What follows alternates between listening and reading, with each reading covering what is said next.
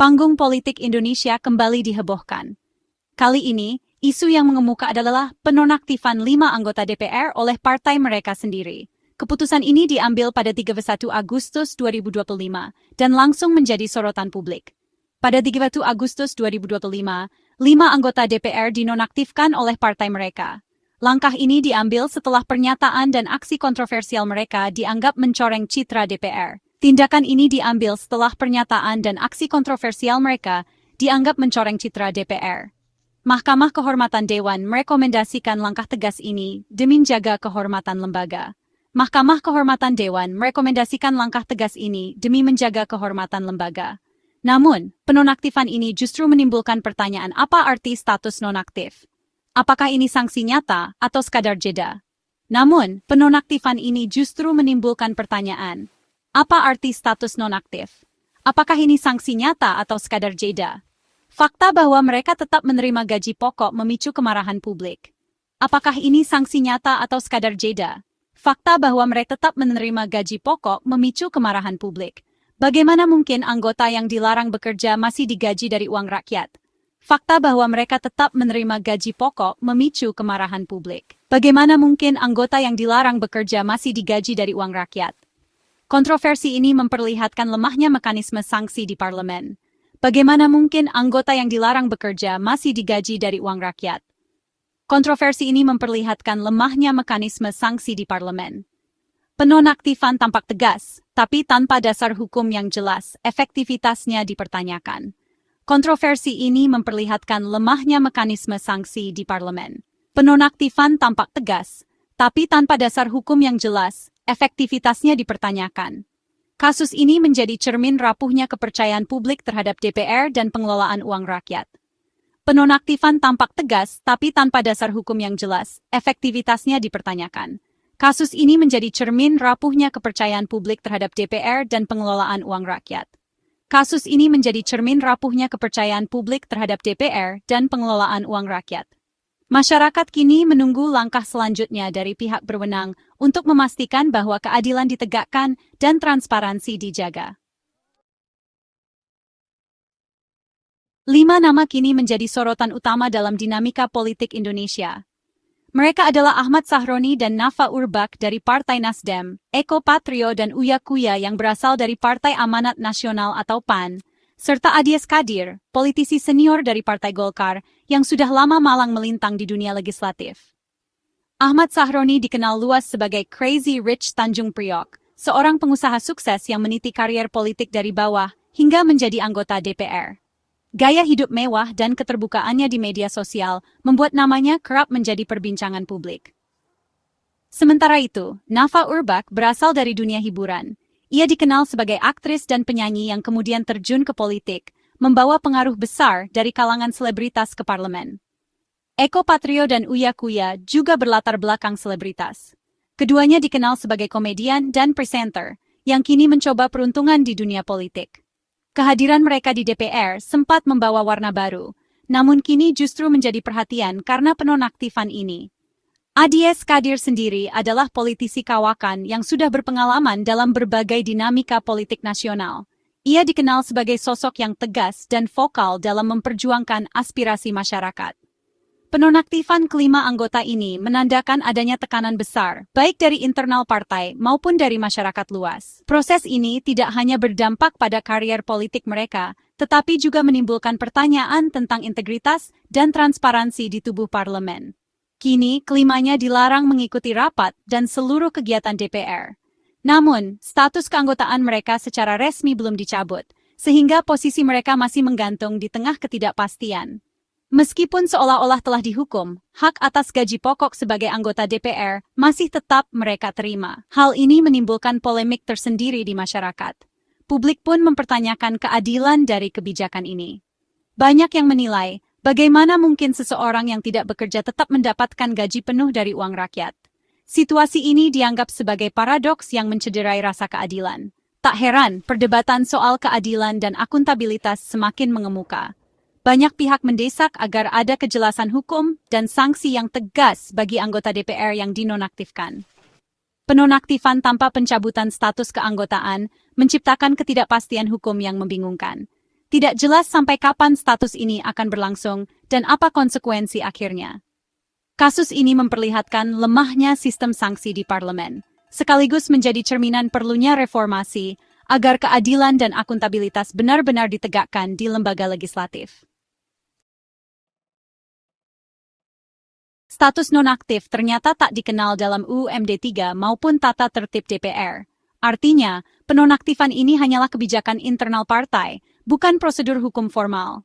Akibatnya, status anggota jadi abu-abu, mereka masih terdaftar dan berhak atas gaji pokok. Sekretariat Jenderal DPR tak bisa menghentikan gaji tanpa dasar hukum resmi. Istilah nonaktif lebih sebagai strategi komunikasi politik untuk meredam kemarahan publik. Namun, tanpa konsekuensi hukum, langkah ini hanya solusi jangka pendek. Dalam jangka panjang, kepercayaan publik terhadap DPR semakin tergerus. Isu utama, uang rakyat tetap mengalir ke anggota nonaktif. Ketua Banggar DPR menegaskan, gaji pokok tetap diberikan karena status keanggotaan belum dicabut. Tunjangan dan fasilitas memang dipotong, tapi publik tetap merasa keadilan diabaikan. Logika sederhana, jika tidak bekerja, mengapa masih digaji?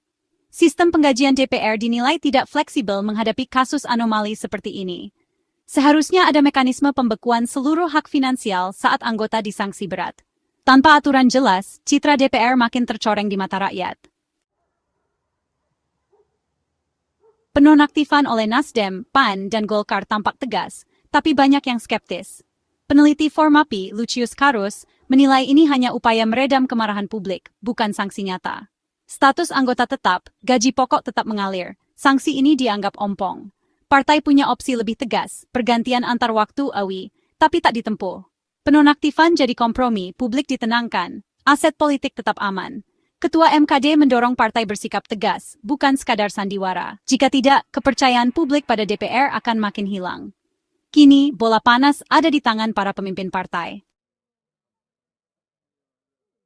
Formapi menyoroti penonaktifan tanpa pencabutan hak finansial sebagai sanksi ilusi.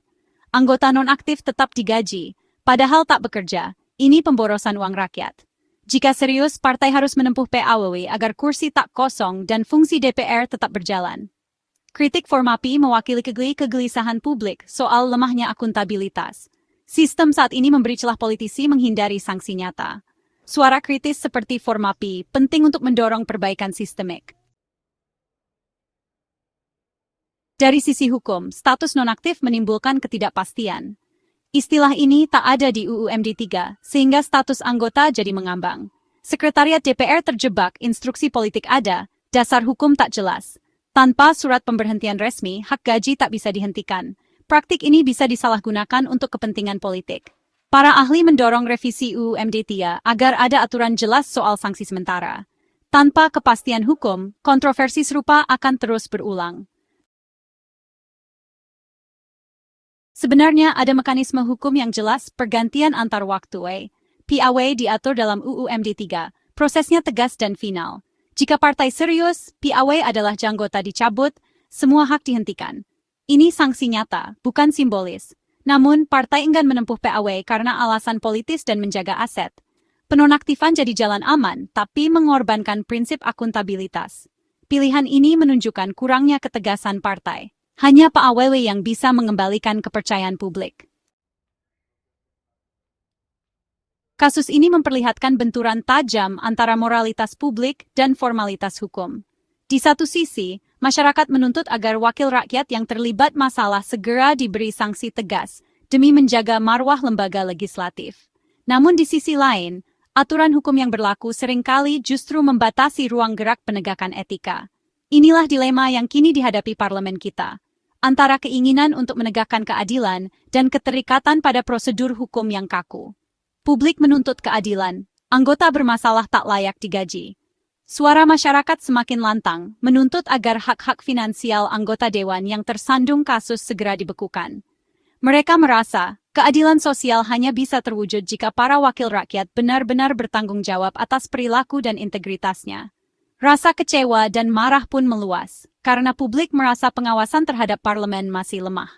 Namun, hukum positif di Indonesia tak mengenal status nonaktif bagi anggota dewan, sehingga hak gaji mereka sulit dihentikan meski sedang bermasalah.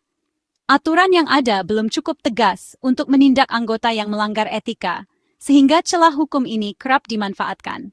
Akibatnya, keadilan yang diharapkan masyarakat seringkali terhambat oleh formalitas hukum yang belum berpihak pada kepentingan publik. Diperlukan revisi UU MD 3 untuk mengatur sanksi bertingkat dan pembekuan hak finansial. Perubahan regulasi ini sangat penting agar ada mekanisme yang jelas dan tegas dalam menindak anggota dewan yang bermasalah. Dengan revisi tersebut, parlemen bisa memiliki landasan hukum yang kuat untuk menegakkan disiplin dan menjaga integritas lembaga. Tanpa aturan yang jelas dan tegas, DPR terjebak dalam ambiguitas. Ketidakpastian ini membuat proses penegakan disiplin menjadi lambat dan tidak efektif. Akibatnya, kepercayaan masyarakat terhadap parlemen semakin menurun dan citra lembaga legislatif pun tercoreng di mata publik. Kehormatan parlemen tak bisa dijaga hanya dengan retorika atau janji-janji kosong, tapi harus diwujudkan lewat sistem yang transparan dan akuntabel. Setiap langkah perbaikan harus didasarkan pada komitmen nyata untuk membangun kepercayaan publik. Transparansi dan akuntabilitas adalah kunci agar parlemen kembali dihormati. Kasus ini harus jadi momentum pembenahan DPR. Jangan sampai peristiwa serupa terulang karena kelalaian dalam memperbaiki sistem. Inilah saatnya bagi parlemen untuk membuktikan komitmen mereka terhadap perubahan dan perbaikan tata kelola lembaga. Wakil rakyat digaji untuk bekerja dengan integritas, bukan sekadar duduk di kursi Senayan. Mereka harus menjadi teladan dalam menjalankan tugas, memperjuangkan aspirasi rakyat, dan menjaga kepercayaan yang telah diberikan. Integritas dan dedikasi adalah fondasi utama bagi setiap anggota dewan. Jika tidak, kepercayaan publik akan terus terkikis. Dan itu pertaruhan besar bagi demokrasi Indonesia. Hanya dengan reformasi nyata, parlemen bisa kembali menjadi lembaga yang dihormati dan dipercaya oleh seluruh rakyat Indonesia.